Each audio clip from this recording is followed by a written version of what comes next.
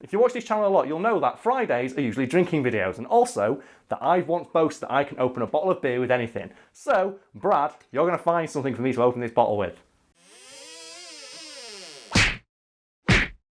These days, fishermen have a rather sizable hard-on for fish and seafood that can be caught sustainably, because in addition to helping the environment, it allows the fishermen to potentially earn infinite money. However, over here in the UK, there's at least one creature fishermen can't seem to sell: spider crabs. With that out of the way, Brad, what have you found for me to open my beer bottle with? Well, I feel like I've been going a bit easy on you, because I always give you something like solid and flat. Yeah, something that's got corners. Yeah, so I think the perfect solution to that...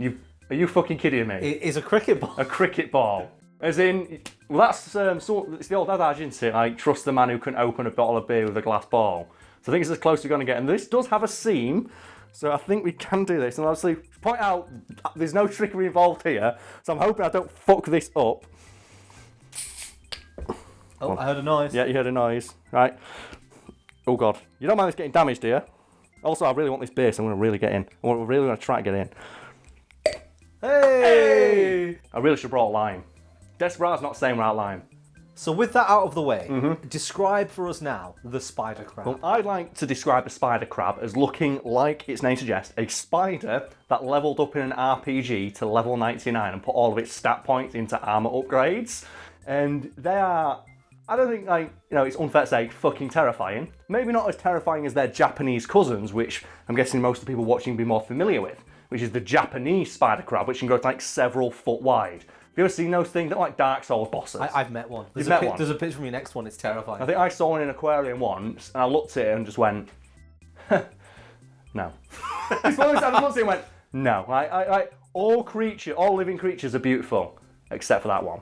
My big thing is I don't like spiders. I don't like things that resemble spiders. I especially don't like things that resemble giant spiders. So the Japanese spider crab is like my enemy. It's like if I saw that, like cresting over the horizon, like taking over the world, I would just immediately just run head first into like a solid concrete wall. I would be Omid Ali from The Mummy when the scarab crawls into his brain. I'd be like, you know what? I'm done. Life was fine up until this moment.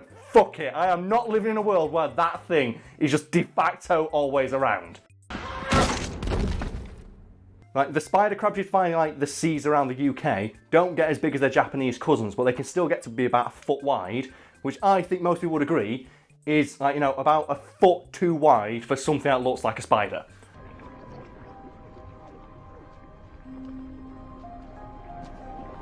I'm just gonna put it out there, fuck spiders. I know they serve a valuable purpose in the ecosystem. I know that they generally don't harm humans and they pose no threat to us. I know that they eat flies and all sorts of creepy crawlies and things that cause disease and all that bullshit. You know what though? I don't give a fuck. Get them out, I don't want them near me. It's that simple. So I know they're good for the environment. I know that they're generally a boon to whatever environment they live in, but fuck them, no, I don't like them. Let's stop talking about spiders and instead talk about the spider crab. Because, according to fishermen, it's kind of a shame how terrifying it looks because it's apparently all kinds of delicious. So what has them being delicious got to do with them being terrifying? Because no one wants to eat them because they look awful. And obviously fishermen are annoyed about that because not only are the crabs delicious, which they try and tell people, but no one wants to eat them, and they're also really easy to catch. And they can be, as a result, can be caught in a low impact way. That's good for the environment. And also they're super plentiful. So we can catch loads of the fuckers and there'll still be plenty more for us to eat. Which means for people who like seafood, this is arguably one of the most sustainable sources of crab meat they can get their hands on. But they can't sell it to anybody because no fucker wants to buy it. We can't sell these things to most stores. So if you saw this thing in Tesco at the fishmongers, you'd be like, you know what? Nah, I'm good. So what they do is they catch a couple and they have to throw most of them back and they sell them to specialty shops and to foreign markets where apparently they don't mind eating something that looks like a demon.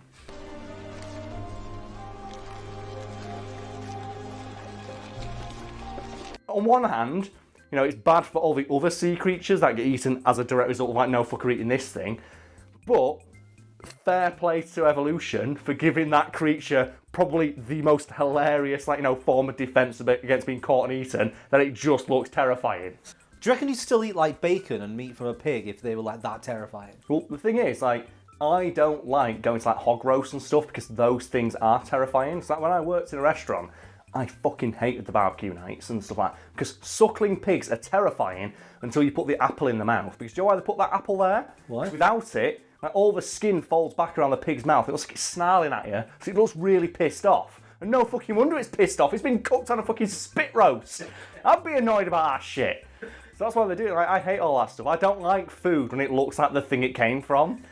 Because like you just look and you think, oh, it's like when you get fish and it's still got the eye on it. I don't, because it looks at you and you think, oh, it's looking right at me. I don't want to do that. I feel really mean. And I know that's incredibly hypocritical where like I'll happily eat the flesh of the animal but I can't look it in the eye. But at the same time, I'll look it in the eye but not while I'm eating it.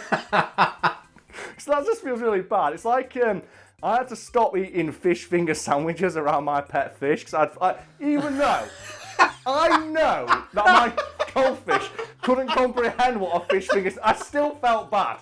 You just gone into another room to eat your fish fingers so the fish couldn't see you. I didn't like it. It really put me off.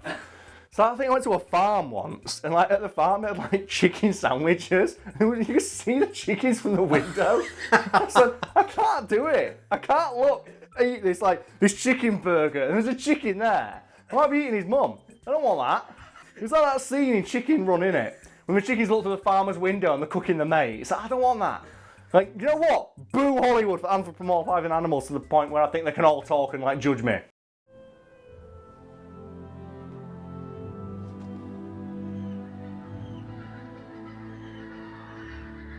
So you said that nobody wants to buy a spider crab because they look so terrifying. Yes, and as a direct result of this, the few that fishermen catch, they either sell them cheap to specialty stores or just send them abroad or throw them back into the ocean because like, they know they're worthless.